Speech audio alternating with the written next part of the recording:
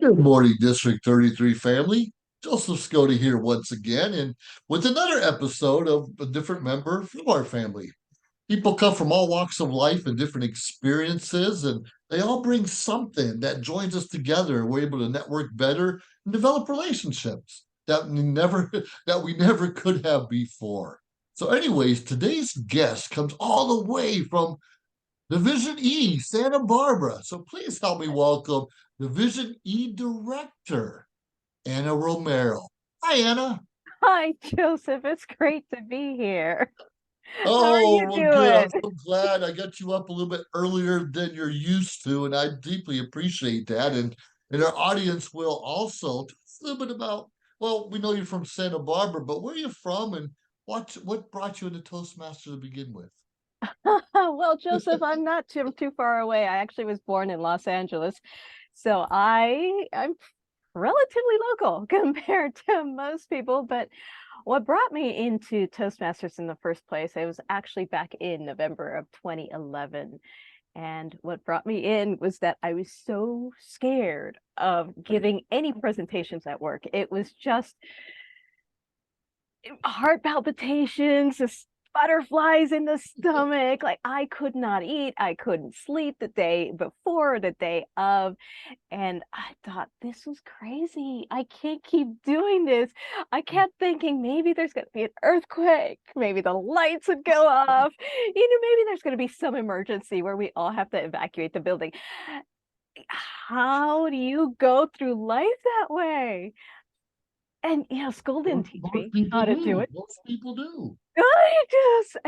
It's a lot of energy. It's a lot of work, and it would be so much easier. That's what I thought. It'd be so much easier if I was just more comfortable getting up there, because I'd see these people that someone would say, "Can you do that for us? Can you take over?" And they would say, "Oh, sure." And they were like miracle people. How do you do that? I want to be one of them. So, so I took this workshop, and it was all on presentation skills, and it was so scary, but I didn't die, which it felt like it. And I thought I wanted to do more of this. So the presenter, he said, join Toastmasters. And I said, what is that? So I looked it up and I found a club, and I tried it out. And the first day, the president comes up to me and introduces himself. It's like, wow, this is really welcoming. And he says, do you want to try a table topics? I have no idea what that is. He said, don't worry, you're going to be fine. And I believed him because he was so he was so calm and he was so nice. And I was like, okay, okay. And it was great. I enjoyed it, and everybody was clapping for each other and rah rah rahing. And I thought, oh wow, I can do this. And I've been in Toastmasters since then. I tried different officer roles. Currently, I'm in presentation pros. I'm the president in that group. That's a great club in Division E. You It's a know? great club. Great And club. I'm in Woodland Toastmasters, and I'm their treasurer, and I'm their VP, and I think I'm something else. I don't know. But You're I'm something else, enjoying all it. right. I'm enjoying it. I'm their Division E director right now, and it's been a fabulous journey to actually get to know all the clubs. I actually had no idea there was life outside of one club for a long, long time. Big And when life, I big life. did, it's like my eyes opened up, like, wow, there's this actual true organization, and everybody supports each other cross clubs, cross areas and divisions. Isn't that crazy? Just when you stand up to give a speech and someone claps, and it just makes a difference. It makes And me that feel little bit of good. clapping can help your self confidence or boost your ego. I love it. I It's love it. great because at the very beginning, I was so hard on myself with how I need to be and should be up there, and I'm going to fail if I don't remember everything. And they were so generous. And even with the evaluation of being able to say, you did this well, like I had no idea that even if I thought I failed at the very beginning, that someone would say, You did great. You got up there, and that's huge. You stepped up Yeah. and stepped out, and it's amazing. What got you into? And I know club leadership is different than district leadership, and all of us who've been around 4 or 5 years are obviously going to be taking on the club officer positions. You went to area director and now division director. What brought you to do that? Think on that challenge. You know, was I loved being an officer for the club, and I was an officer pretty early on. I think I was in my first Toastmaster club less than a year before the officer roles came up and I got sergeant arms, and then it went into treasurer, and that was pretty cool because I love the whole like getting all the numbers figured out, and it just kept going into different parts of it, and I thought this was great. And when I realized there was more, not just separate clubs, but that there was a connection, I wanted to get to know what those connections actually meant. So that's why I decided, yeah, sure, I'll try area director, see what that's like. And the first time I did area director was during the pandemic. That was 2020. So that was a whole Remember it well. interesting Remember it well. interesting thing. Yep. Yeah. But that was that was unique because at that point all the clubs needed help, so they were looking upwards to their area, to their division. So there was a role I had to play, not just to like wander around to see how things are, but we need help. Like, okay, I'm ready to help, which I love. Which I love for I'm a sucker for being right in the middle of the action. Sucker, you are one of the most energetic people I know, and I think you're always smiling, and despite what time of day or night it is. At least that's what I've experienced, and always a spark plug. And I remember you giving a speech last night about rain dropping on your head and different things going on. I thought you're not just a great leader, president, and division director. You are one heck of a storyteller. And that's something I'm still working on myself. Were you always a good storyteller? How did you develop that? Joseph, I convinced myself I was a terrible storyteller. Like I was not someone that you'd want to talk to in the party. Like I was not in the limelight. Like I could do fine with one-on-one, but if the spotlight came on me when there's a group of people, I would push it off, send it off to somebody else because I just didn't know how to tell a story. Didn't realize that there was fun in the experiences that I was having. You know?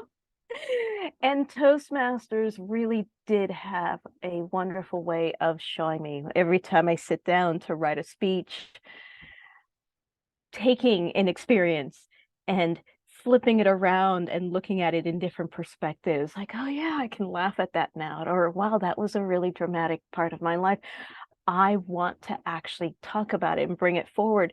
And so when I sat with my own experiences, it allowed me to really open it up and be able to have the confidence to share it with other people. Before that, there was just no way I did that. You become really, really good at that. Now I know, and just yesterday alone, you had guests in your club, because you're the president of that club. And they always lead with the smile. We all joined our first club or became a guest, not realizing what to expect. What do you encourage people who have never experienced? Or sometimes you go to a meeting, it just didn't go right, it wasn't the right fit for you. What kind of advice would you have for a newbie out there? A newbie. Well, you know, the thing about Toastmaster clubs is that there's different clubs for a whole reason. They have different vibes to them, and some of them will be more casual and some are more formal and some can be more all about laughter and some are all about okay, we're here to learn. And there's a club for everybody out there, and this is coming from from visiting so many clubs that I could see that the culture is very different and yet the same because they are all supportive, and it's supportive in a different way. So if you want to go in there and you have certain things that you want to talk about, even if they're a little risque, there's going to be a club for that. So look for the club that resonates with you, because that's the one that's going to feel like home. That's so true. And I visited this club in Las Vegas a couple weeks ago, and it's literally called "I'll Drink to That."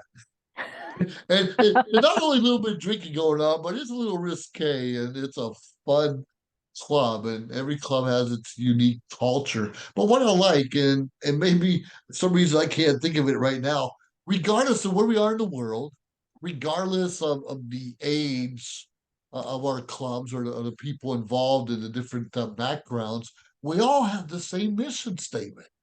And it's really interesting because the mission of a Toastmasters club is to provide a mutually supportive and positive learning environment in which members are empowered to develop both communication and leadership skills, resulting in greater self confidence and personal growth. And I like to add fun in there. Yes. But we're all developing our own personal growth at our own pace. So maybe it takes a little nodding or and just in there, whatever it takes. A little, yeah, you're doing a great job. I'm sure you're the best person for the job. But we all have the same mission. And despite where we are living in the world, whether it's virtually, hybrid, which is a combination of both, or just in person, we're all striving to become a little bit better.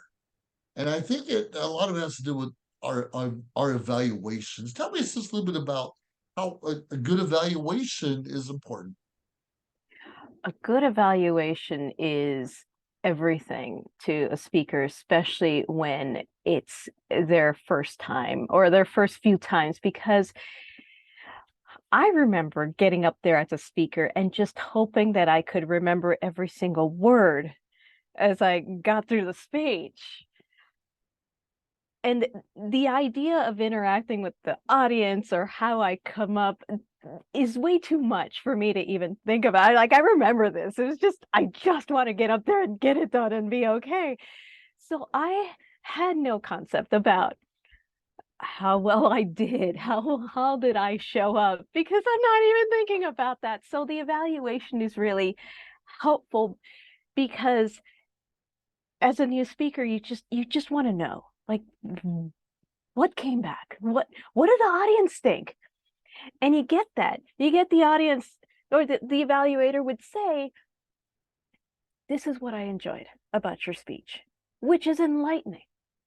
This is the one thing that I would suggest, which is helpful, because then you could say, okay, I can work on that. Because it can be really overwhelming for a new speaker when they come out, because there are so many things they can work on, because there's so many helpful videos and resources out there. But how do you know which one is going to work for you at that moment? So that's why the evaluations are invaluable for that, because it could be just one item you can take and go, okay, I can do that, and I'm glad to hear that this works, so I can do more of that. It's these little trinkets that you Believe me. need sometimes. And as you become a more experienced speaker, those evaluations are great, because you get to hear, this is what worked. This is what still continues to work. And here's the one thing that you can change. And it can be subtle It can sometimes, but be. it's still very important, because that's what we're trying to fix. That's what we're trying to learn. And it helps, because then we start expanding. Like You're right. like I was last night's speech, it was actually for me all about trying to use my vocal range and the pitch and the changes and all of that, and even more so than before.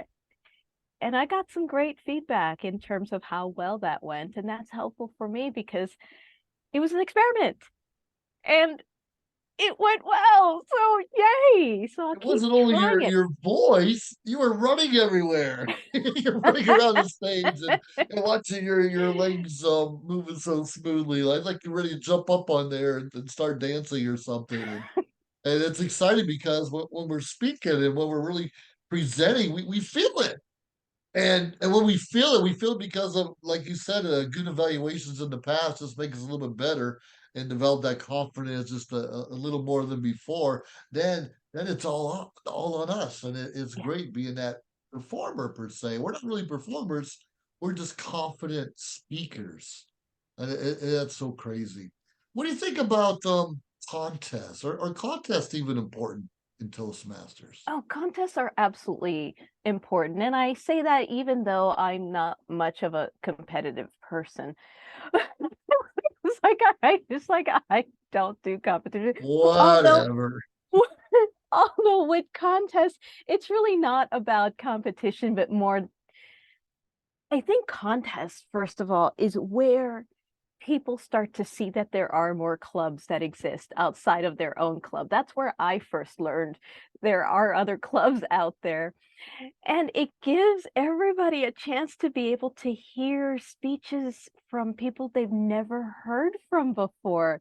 It's fascinating to be able to be part of that, which is why I encourage everybody to, if they're not competing, to at least come into the audience and see it and be able to be part of that. But absolutely to get up there, because even if it's not a competition, you get used to your own club. You get used to your own people. It's like, oh, I know who this person, and I know that person. You get comfortable, and Your when own family. yes, you get into your own family comfort zone. And when you come into a contest, it's fabulous practice to be able to get up there and do a speech with a bunch of people you don't know. And it is, again, that friendly, supportive environment. These aren't your work people. These aren't the people that are going to decide whether your presentation is good enough to give We're money not to. your It's like, enemy. We're not your enemy. we are not. We're here to like say, yeah, thanks for being here. You guys are awesome. So I think contests are amazing because of that, and I enjoy it just to be able to see that. So the more contestants, the better, and the more audience, the better, obviously too. Obviously, too. No, I deeply appreciate that. Even you mentioned, even though we are part of District 33 family, we're more importantly part of the Toastmasters International family, which is over 300,000 people. A lot of people in over 140 countries. It's a lot of people. It And is. like I said, we all have the same mission statement, the same goal of developing communication and leadership skills, and regardless of our age group, because we have people who've already been retired and not looking to lead anything if they can help it. But it's just the fun and network and getting the relationships that become even just a little bit stronger. Well, Eddie, before I let you go, I just want any words of wisdom from our Division D director for the E rest of the world, the rest of our family. Division E director. Division E, see, that's Division what I'm E. talking about. Well, next year you can be Division E D director. We'll change it up a little bit. And Oh, you know oh, that's fun. I became president of a club. I was a VPE, and I was only a member a year. Somehow they talked me into being the vice president of education. And within 2 weeks, I think it's 2 weeks, the president quit the club. He moved oh on to do something no. else. And a conflict of interest, or whatever that matters.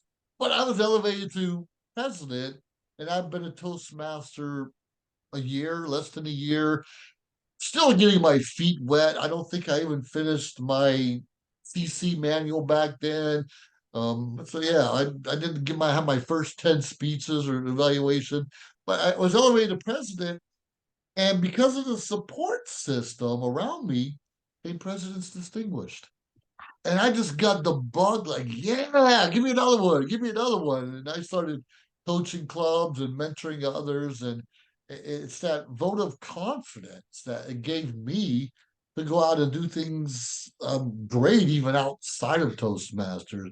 So anyway, that's enough about me. Any words of wisdom from our Division E director? Division E. Oh, well, Joseph, Echo, support, echo, as you echo. mentioned, is where it's at.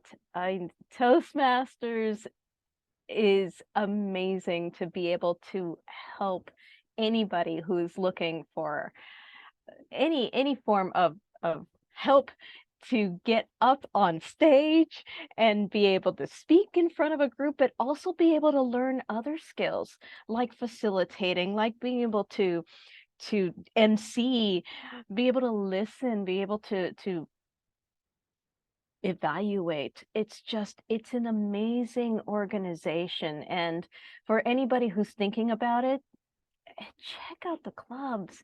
I mean, they are so supportive. And for anybody who's actually been in a club for a while, check out other clubs just to see what they're like, because the more that you see that, the more you realize how much of a family this really is. I was so I'm overwhelmed by how many people are around ready to help, ready to just be part of your experience. My experience has been amazing because of that, and I realized that I probably wouldn't have done this alone. Being able to get up and be comfortable giving a presentation, there's no way. There's no way. But my family club has helped, and my areas and my division, and even now it's expanding out to other divisions. So it's been amazing. Long way from your earlier Pasadena days, huh? Yes, yes, a long way from wanting the fire alarm to go off and and get out of the building, everybody. That's funny. I think a lot of us have something similar to that in our lives. And today we like, yes, I'll do that. Yes, I'll jump in. Yes, I'll help. Yes, where do you want me? Wow, am I so thankful for this organization and allow me and others around me to feel the same way. Well, anyways, we appreciate you, Anna. We appreciate hearing a little bit about your story, and we're all just a little unique from our backgrounds, but we have a common purpose, and our purpose is to help others develop those skills that we're still working on. We're not perfect, but we're having a lot of fun in this journey, and I appreciate that you're part of the team. So thanks, Anna. Thank you, District Joseph. I 33 thanks appreciate it. you. Toastmasters International thanks you. And more importantly, I know you have pets at home. They thank you also. So that being said, come join our team, everyone. That's Come right. join our team. Joseph Skoda, over and out.